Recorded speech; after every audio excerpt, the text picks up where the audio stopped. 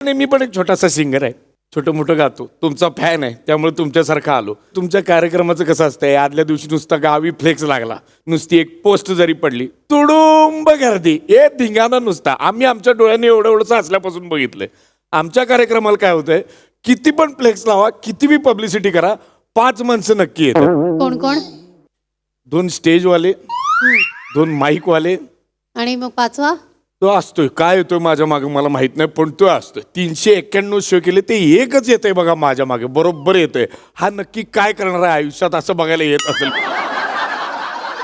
म्हणजे कसं आहे की तुम्हाला कसं आहे सर, 7 सुरांचा नाथ म्हणतात, मला 7 सुरांचा काळ म्हणतात. मी गायला लागलो की मग काळ येतो, काळ. म्हणजे तुम्ही कसं, तुम्ही गायला लागलं की गाणं असं तुमच्या कंठाशी आहे, असं गाणं ठाक कंठाशी आहे. मी गायला लागलो की प्रेक्षकांना गाणं